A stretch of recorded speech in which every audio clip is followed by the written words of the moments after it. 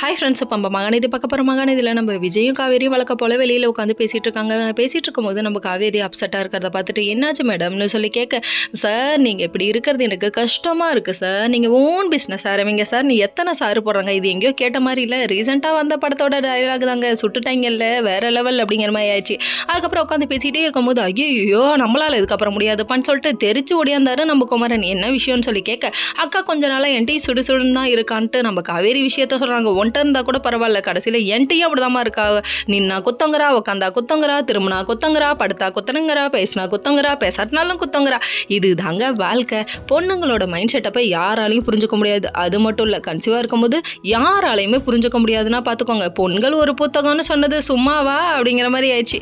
அதுக்கப்புறம் இவங்களோட ரியாக்ஷன் சொல்லிக்கிட்டே இருக்கும்போது காவேரியும் இப்படிதான் சொல்லிட்டு அவருக்கு மனசாறுதல் கொடுக்கலான்னு ஒன்று சொன்னாப்ல. ஆனால் பக்கத்தில் காவேரி இருக்கிறத மறந்துட்டாப்ல நம்ம விஜய். கடைசியில் கண்ணா மாட்டிக்கிட்டே கோபால் இப்படி அப்படிங்கிற மாதிரி ஆச்சு.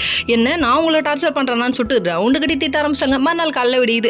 பாட்டிக்கு பழம் ஊட்டிகிட்டு இருக்க நம்ம காவேரியை பார்த்துட்டாங்க. நம்ம பாட்டியும் தாத்தாவும் உள்ளே வாங்கன்னு சொல்லி கூப்பிட, உனக்கு என்ன நீ உட்காந்துருக்கானா, நாங்கள் இப்படி இருக்க முடியுமா, மாசமாக இருக்கும் போது கூட திட்டு கரிச்சு எடுக்கிறியம்மா, ஏமா இப்படி பண்ணுற அப்படிங்கிற மாதிரி ஆச்சு. அதுக்கப்புறம் பார்த்தா காவேரியை நாங்கள் 5ஆவது மாதத்தில் இங்கே கொண்டு வந்து விடணும், ஆனால் அவள் தான் இங்கே வந்து இருக்காளே, நான் வளகாப்பு நடத்த போகிறேன், நான் 5ஆவது மாதம் வளகாப்பா, சரி விடுங்க அவங்க பக்கத்து வளர்க்கங்கிறாங்க. ஆக மொத்தத்தில் மாசமாக இருந்ததுலேருந்து வளகாப்பு போட்டுட்டு இருக்கவங்களும் இருக்காங்க. சரி விடுங்க, இதுக்கப்புறம் 2K ட்ரெண்டுன்னு சொல்லிட்டு தினமும் ஒரு வளகாப்பு போட்டாலும் போடுவாங்க.